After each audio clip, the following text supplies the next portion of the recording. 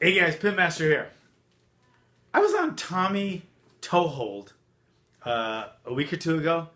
First of all, Tommy Toehold, funniest guy in MMA genre. I mean, he is hilarious. I mean, the guy has it down. He has like Dana White. He imitates the Diaz brothers, Anderson Silva, Vitor, John Jones. I mean, the guy is so funny. He just has their idiosyncrasies down, and he's funny. It's a great YouTube channel.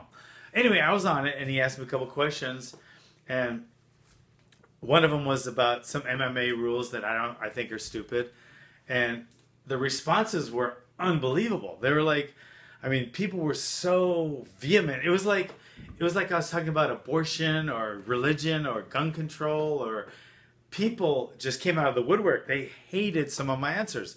And one of them was, I think it's dumb that you can't hit in the back of the head. Here's the back of the head.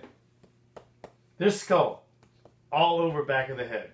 Okay, I'm not talking about the neck or the spinal cord, which is covered by bone. You guys know that, right? So when you hit someone in the back of the neck, it doesn't sever the spinal cord. And the entire skull is covered. The brain is covered by the skull. Okay, there's no soft spot. It's not like a baby with a fontanelle on the center. There's no soft spot. You can't hit someone anywhere in the back of the head and get to the brain. Okay, you just can't. So, and there's no more dangerous part in the back of the brain than the front of the brain. In the center, there's some pretty dangerous things. There's a brain stem and there's medulla oblongata. I mean, there's things you don't really want to hit. But then again, there's things you don't want to really hit in the front either. I mean, we like our vision, don't we? Okay? We like to think. We like to remember things. That's the front of the brain. Okay? The side of the brain is very important. We want to be able to do things like plan and have a short-term, long-term memory. I mean, the entire brain is just as important. And let me tell you something else. The skull doesn't get thinner in the back of the head. It just doesn't. It's so ludicrous to hear people have this thing about hitting in the back of the head that's different. And another thing I don't think people understand is if all the important stuff in the brain is the back of the head, when you hit someone in the front of the head, the brain, which was floating in fluid inside of the skull, comes crashing to the back of the head. So if anything is that more dangerous in the back, when you hit in the front, it's going to damage the back even more. So I don't know. I don't know where that came from. So it's the dumbest thing in the world. People think the back, don't hit him in the back of the head, rabbit punches. It's the same as in the front of the head. I'm telling you right now. Go study it, Google it, whatever you guys do. Okay?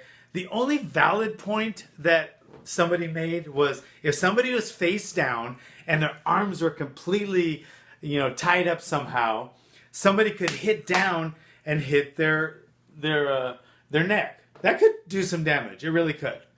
It could do some damage in the skull too, the back of the head, but it would do a similar or the same amount of damage if somebody's hands were tied up, or somebody had a hold on them and just punching them in the front of the face. It would be just as dangerous.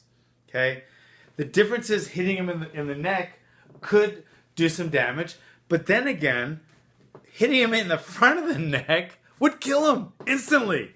If you hit him hard enough in the trachea, there's some little cartilage right here that can crack. It can crack and collapse.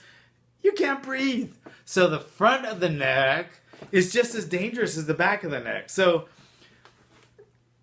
I agree. If somebody's like that and they can't protect, the referee should stop it right away.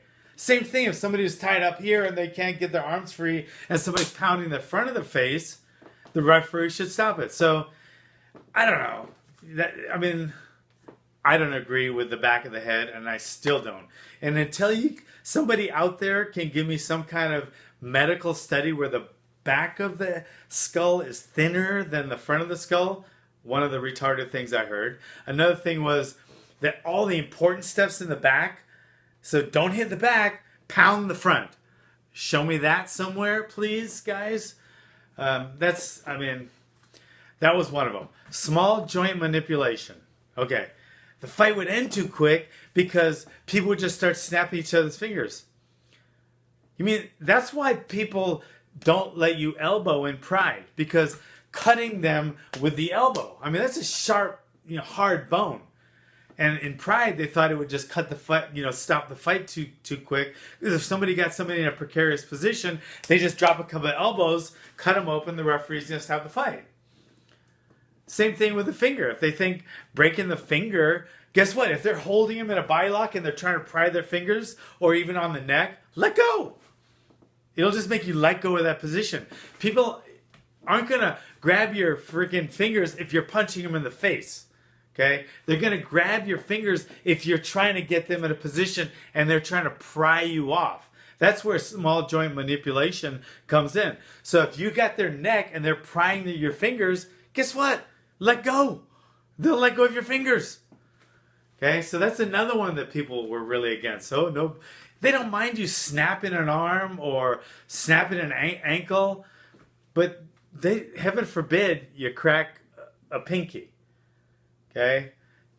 Hard to crack a pinky when you're doing this to somebody. Anyway, thanks for coming.